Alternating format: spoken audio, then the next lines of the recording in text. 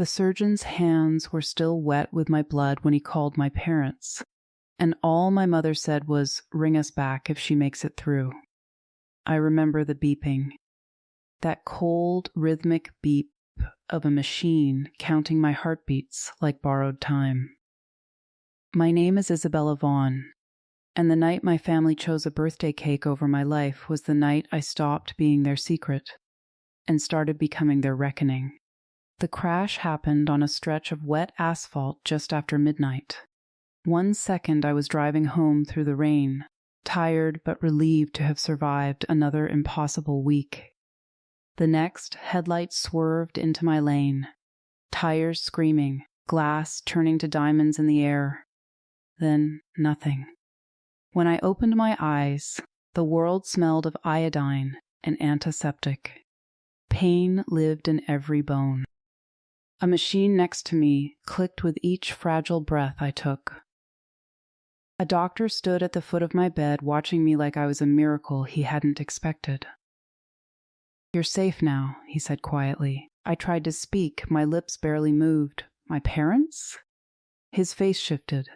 Something careful, something hidden. They were informed for 1 second hope. Then he added, almost to himself, "They don't know who you really are, do they?" And in that moment, I understood. Surviving the wreck was not the hard part. The hard part was still ahead. His words stayed in the room long after he left. They don't know who you really are. A chill ran through me that had nothing to do with the hospital blanket. The pain in my ribs was nothing compared to the ache in my chest. "They never wanted to know," I whispered to the empty room. The doctor had looked at me with something like respect. "You're lucky," he had said. "Most people don't walk away from injuries like yours. But your recovery, your future, that's going to change everything. Change." The word sat in my chest like a key. For as long as I could remember, I had lived in my sister Lily's shadow. To my parents, she was the sun. I was the moon, only visible when she wasn't shining. When I brought home straight A's, they said, "That's expected." When Lily breathed correctly, they threw a party. When I left home at 18, they didn't stop me. I'm not sure they noticed, but they never knew what I built after I left. While they toasted Lily's smallest victories, I worked through sleepless nights. Built a future out of spite and stubbornness, not because they believed in me, because they didn't. And now, lying in this hospital bed, I realized something true. They didn't abandon me the night of the crash. They abandoned me years before. The doctor came back the next morning, adjusting my IV. "Focus on healing," he said softly. "The world is about to learn your name." I looked at him and nodded. "Yes," I said, "they will." Recovery was slow, but clarity came fast. Every morning I woke to the beep of monitors and the quiet weight of a lifetime of being overlooked. No flowers arrived, no calls, no messages. My parents didn't visit once. That didn't surprise me. To them, Lily was the chosen one. Her birthdays were galas. Mine were afterthoughts. She was cherished. I was tolerated. But they never asked what I became after I left. They never cared to know. One afternoon, sunlight cutting through the blinds, my doctor walked in with a tablet. "You've been asking about your medical bills," he said. "They're already covered." I frowned. "Covered? By who?" he smiled. A knowing smile. "By you, Miss Vaughn. Your foundation approved the payment within minutes of your admission." The room went silent. "They still think you're just their forgotten daughter," he continued gently. I held his gaze. My voice was quiet but steady. "They have no idea what's coming." 3 days after my surgery, the door finally opened. Not out of love, out of obligation. My parents walked in looking like they had rehearsed their expressions. My mother clutched her purse like armor. My father wouldn't meet my eyes. He scanned the room as if looking for something more important than me. "You look better," my mother said. Her voice was stiff. I said nothing. I just looked at them. Then I saw the flowers in her hand. Plastic wrapped lilies. A discount sticker still on the plastic. My father cleared his throat. We came as soon as we heard you were awake. As soon as it was convenient, I translated silently. I gave a faint smile. I'm surprised you made it. I heard there was a birthday party. They froze. My mother's fingers tightened on her purse. We didn't realize it was that serious, she said. That's strange, I replied calmly. The surgeon told you I might not survive. Silence pressed down on the room. My father shifted his weight. Well, you're fine now. That's what matters. Fine. As if survival erased everything. Just then, the door opened again. My doctor entered, followed by a sharply dressed woman with a tablet.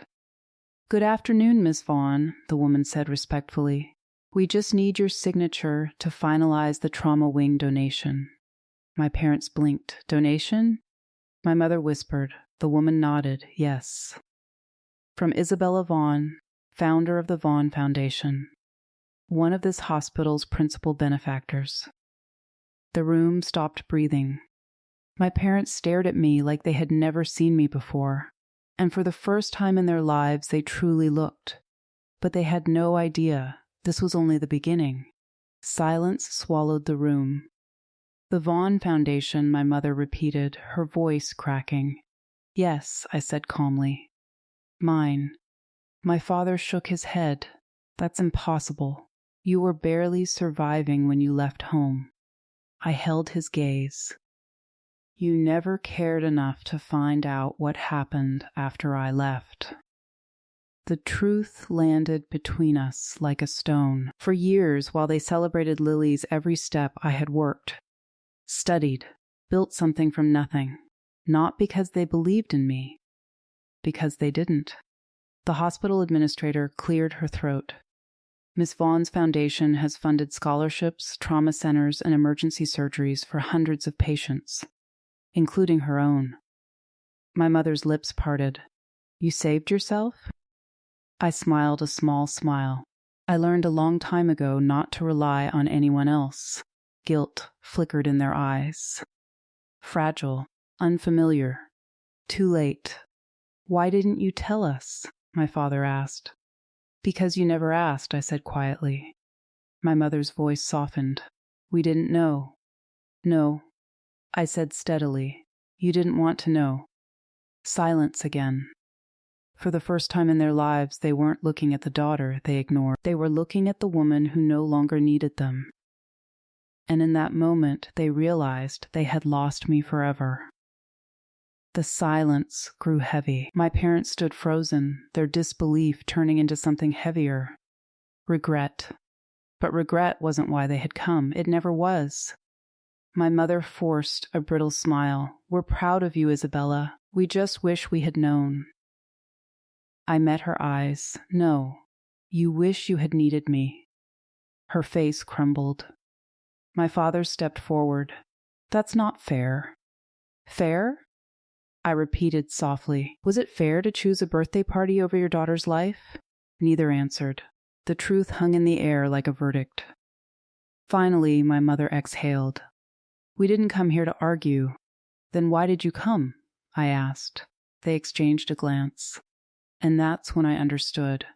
It wasn't guilt that brought them. It was desperation. It's Lily, my father said at last. Your sister. She's in trouble. My pulse stayed calm. What kind of trouble? My mother's hands trembled. Her company is under investigation. Fraud. Embezzlement. We don't fully understand it. She could lose everything. Prison, possibly. I said nothing. She needs legal help, my father continued. Financial support. We thought you might help her. Not an apology.